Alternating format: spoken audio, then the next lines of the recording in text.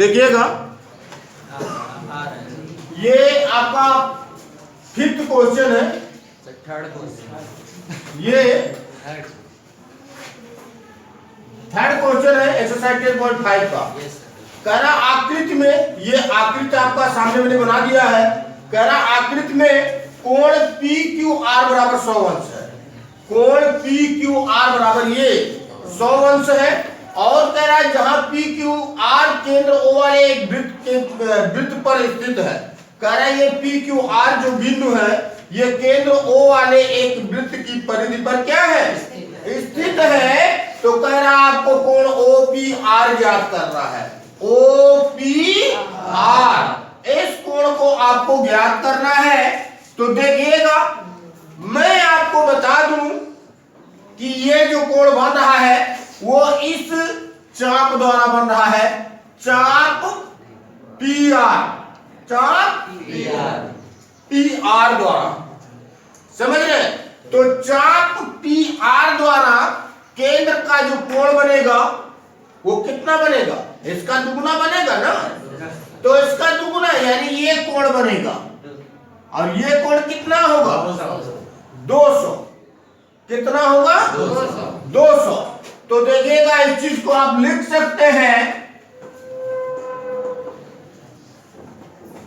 अब इसमें देखिएगा आप लिख सकते हैं यम चाप पी आर बराबर, यम चाप पी आर बराबर दुई कोण पी क्यू आर, दुई कोण पी क्यू आर। ये ऐसा क्यों होगा, ये ऐसा क्यों होगा,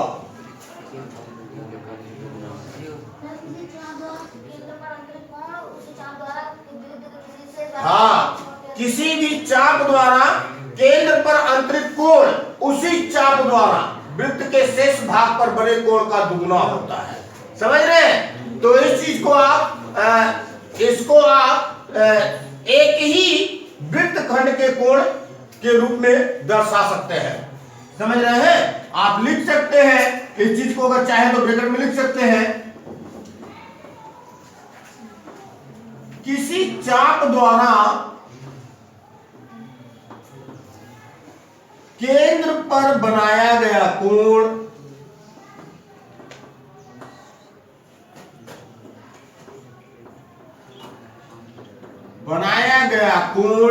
उसी चाप द्वारा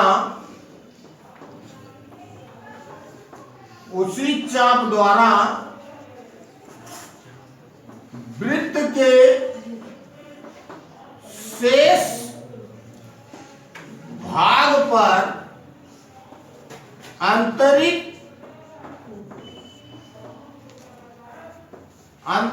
कोण का दुगुना होता है। क्या होता है भैया, दुगुना होता है। तो इसी थ्योरम का, इसी प्रमेय का हमने इस्तेमाल किया है। यहां पर यम चाप पी आर, यम चाप पी आर मतलब चाप पी आर का केंद्र का कोण, समझ रहे हैं। तो यम चाप पी आर जो होगा ये आपको प्राप्त हो जाएगा कितना, 200। और 200 इसको 2 इंटू आप ऐसे लिख सकते हैं 2 इंटू 100, यानी कि यम चाप पी आर बराबर 200। तो ये तो आपका 200 डिग्री हो गया, समझ रहे। तो अब जब ये 200 हो गया तो इस रिमेनिंग कोण को हम फाइंड कर लेते हैं, समझ रहे। ये बचे हुए कोण को या आप इसको लघु वृत्त खंड के कोण के रूप में रिप्रेजेंट कर सकते हैं। तो देखिएगा आप लिख सकते हैं लघु वृत्त खंड का कोण, लघु वृत्त खंड का कोण बराबर हो जाएगा 360 माइनस 200। तो ये कितना आएगा, 160। अब देखिएगा ये कोण आपको प्राप्त हो गया 160, ये कोण आपको प्राप्त हो गया 160।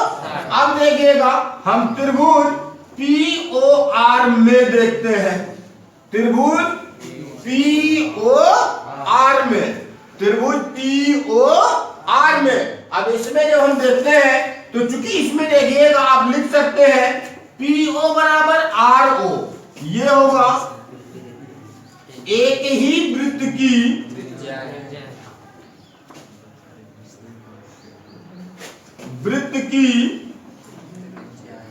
त्रिज्याएं, एक ही वृत्त की त्रिज्याएं। तो आप इसके बारे में आप लोगों को बताया जा चुका है कि किसी भी त्रिभुज में बराबर भुजाओं के सामने के कोण बराबर होते हैं। अगर वो समबाहु त्रिभुज है तो सभी भुजाएं बराबर होंगी, और जब सभी भुजाएं बराबर होंगी तो सभी कोण बराबर होंगे। अगर वो समद्विबाहु त्रिभुज है तो दो भुजा बराबर होगी, और जब दो भुजा बराबर होगी तो उनके सामने के दो कोण भी बराबर होंगे। यहां पर देखिएगा PO बराबर RO हमको प्राप्त हो चुका है। PO बराबर RO, क्योंकि ये एक ही वृत्त की दोनों क्या है, त्रिज्याएं है। तो जब हम त्रिभुज POR की बात करते हैं तो त्रिभुज POR में PO बराबर RO, यानी यह एक समद्विबाहु त्रिभुज है। कैसा त्रिभुज है? तो अब जब ये समद्विबाहु त्रिभुज है तो बराबर भुजाओं के सामने के कोण बराबर होंगे, यानी PO के सामने का कोण R और RO के सामने का कोण P क्या होगा, बराबर होगा। इस प्रकार से आप रिप्रेजेंट कर सकते हैं कोण OPR बराबर कोण ORP, और ये होगा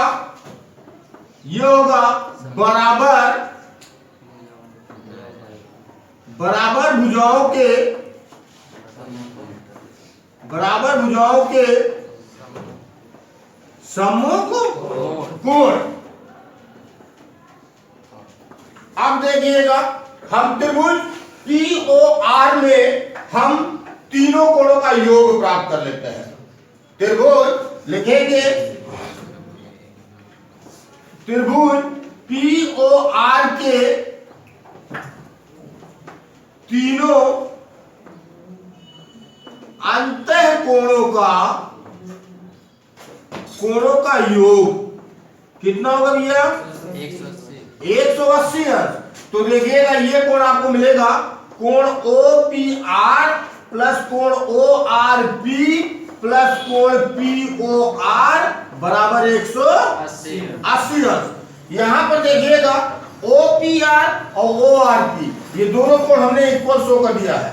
इन दोनों कोणों को हमने क्या किया है, इक्वल शो कर दिया है। अगर आप चाहें तो इसको समीकरण 1 बना सकते हैं और समीकरण 1 यहां लिख सकते हैं। आप लिख सकते हैं कोण OPR प्लस कोण OPR प्लस 100 डिग्री है 160 बराबर 180 अंश। यहां आप लिख सकते हैं समीकरण 1 से, समीकरण 1 से ये मान रख दिया गया तो दोनों सेम हो गए, क्योंकि समीकरण 1 हमने इसको बनाया है और OPR बराबर है ORP के।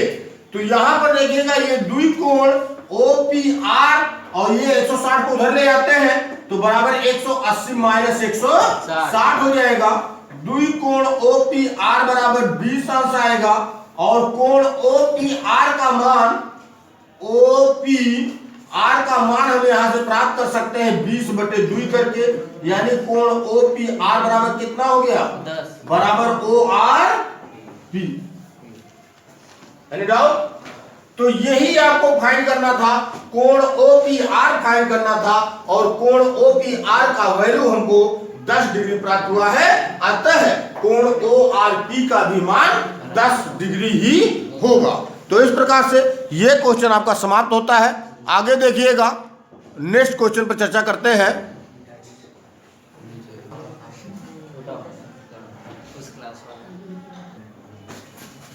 तो ये आपका क्वेश्चन नंबर 4 है और कह रहा है आकृति 10.38 में कह रहा कोण ABC बराबर 69 डिग्री 69 डिग्री दिया है। कोण ABC बराबर 69 डिग्री दिया है और कोण ACB बराबर 31 डिग्री दिया है, 31 अंश दिया है। तो कह रहा आपको कोण BDC ये कोण आपको ज्ञात करना है। तो देखिएगा मैं आपको बता दूं, अगर हम त्रिभुज ABC की बात करते हैं, त्रिभुज ABC की बात करते हैं तो त्रिभुज ABC में आप देखिएगा यहां पर कोण ABC आपको ज्ञात है और कोण ACB। आपको दो कोण ज्ञात है, तो यहां से हम तीसरे कोण को ज्ञात कर लेते हैं। देखिएगा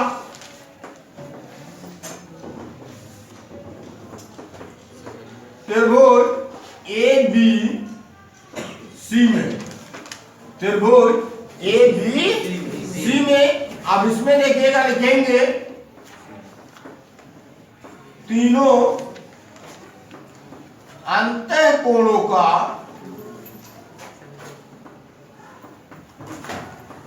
का योग बराबर 180 अंश होगा। Yes sir. अब यहां पर देखिएगा दो कोण हमको पता है, कोण ABC प्लस कोण ACB प्लस कोण BAC बराबर 180 अंश। यहां पर देखिएगा कोण ABC आपको ज्ञात है, ये 69 डिग्री है, प्लस कोण ACB आपको ज्ञात है, ये 31 डिग्री है, प्लस कोण BAC नहीं फाइंड है, इसको फाइंड करना है, इज इक्वल टू 180 डिग्री। दोनों को ऐड करेंगे तो ये 100 डिग्री आएगा। कितना आएगा? 100। Plus angle BAC is equal to 180 degree होगा। यहां से देखिएगा हम एंगल BAC का मान फाइंड करते हैं, ये 180 माइनस 100 होगा, और इस तरीके से कोण BAC जो होगा वो आपको 80 डिग्री प्राप्त होगा। अब एक चीज मैं आपको बता दूं कि इस वृत्तखंड BC द्वारा, इस वृत्तखंड BC द्वारा देखिएगा ये सेम सेगमेंट्स के सर्कल है, सेम सेगमेंट्स के समान वृत्तखंड के कोण है, अतः कोण A और कोण D क्या होंगे? बराबर होंगे। आप लिख सकते हैं चूंकि कोण BAC और कोण BDC एक ही वृत्तखंड के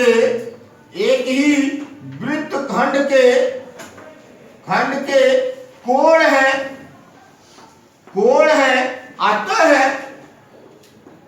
अतः कोण BDC बराबर होगा कोण BAC के।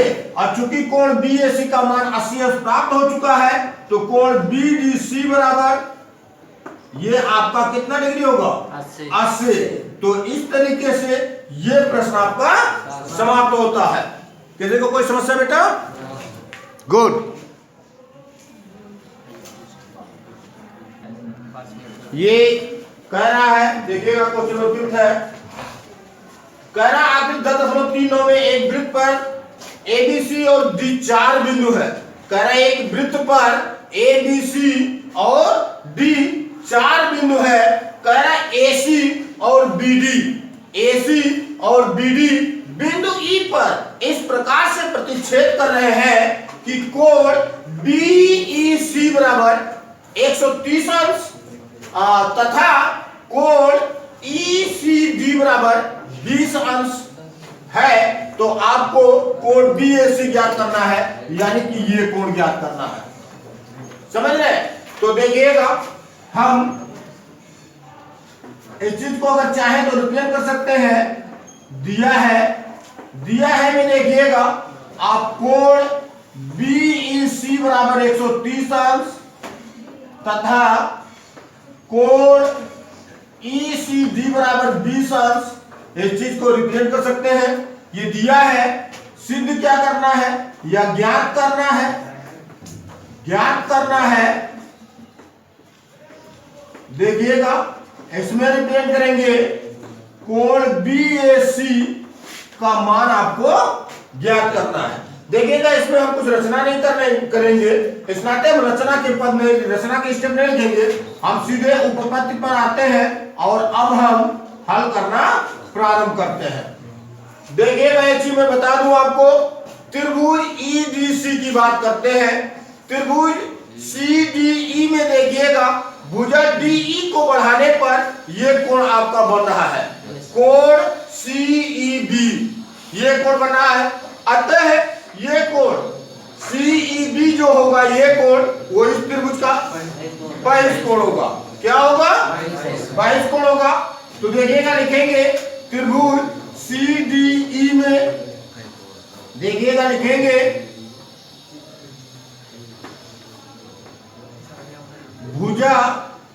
भुजा DE को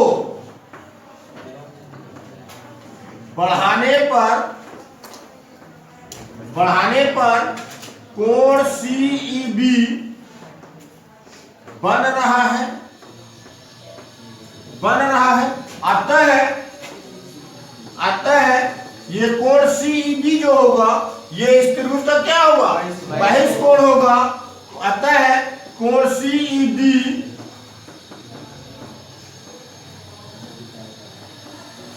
बहिष्कोण होगा।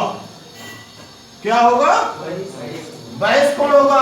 और देखिएगा किसी भी त्रिभुज का बहिष्कोण अपने अंतराभिमुख दो कोणों के योग के बराबर होता है।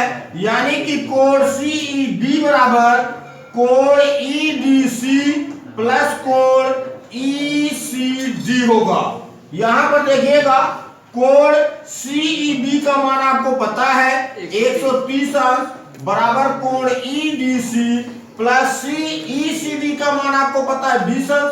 20 को उधर ले आएंगे तो 130 माइनस 20 अंश होगा बराबर कोण EDC, या कोण EDC बराबर 110 अंश होगा। तो यहां पर देखिएगा ये कोण आपको 110 अंश प्राप्त हो चुका है। आप इस तरीके से लिख सकते हैं कि चूंकि जीवा BC द्वारा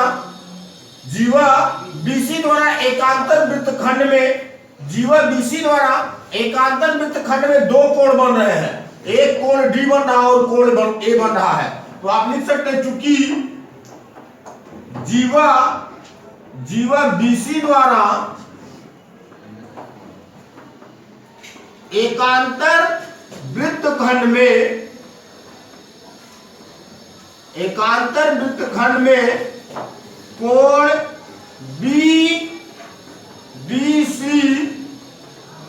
और कोण BAC बन रहे हैं।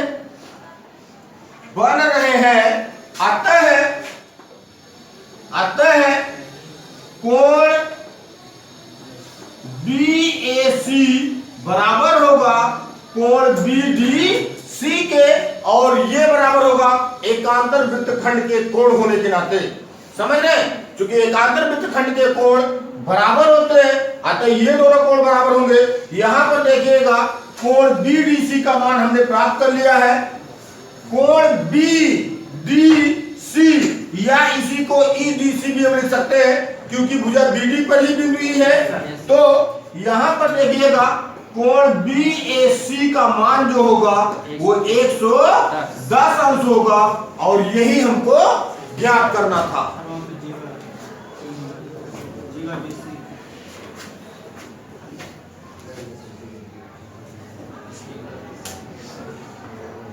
जीवा BC द्वारा एकांतर वृत्तखंड में कोण BDC और कोण BAC बन रहे हैं।